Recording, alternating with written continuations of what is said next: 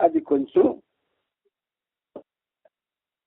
వినడానికి కొంచెం అలర్ట్గా ఉండండి. ఒక ఫకీరు బాబాతో ఇలా చెప్పాడు. ఒక ఫకీరు బాబాతో ఇలా చెప్పాడు, నా హృదయంలో దివ్య సౌందర్యాన్ని వలకబోస్తున్నా, నా హృదయంలో దివ్య సౌందర్యాన్ని వలకబోస్తున్నా భగవంతుని దర్శనాన్ని పొందిన తరువాత, నా హృదయంలో దివ్య సౌందర్యాన్ని వలకబోస్తున్న భగవంతుని దర్శనాన్ని పొందిన తరువాత నా దృష్టిని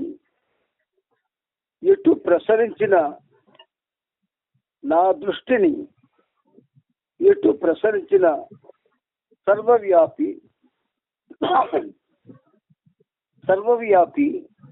పర్వర్దిగార్ అయిన అనంత దైవమే నాకు కనిపించేది.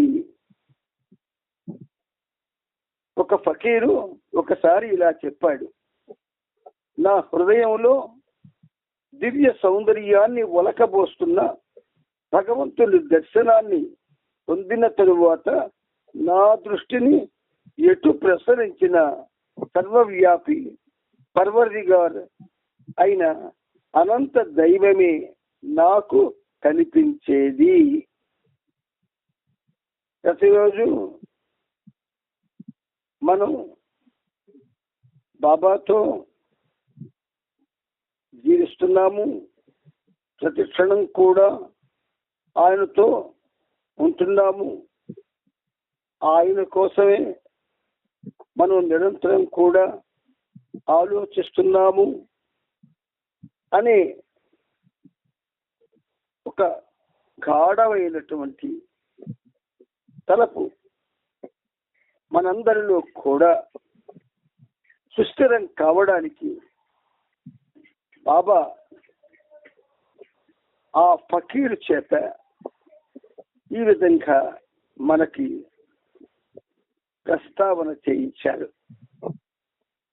అవతార్ మెహర్ బాబా की जय, అవతార్ మెహర్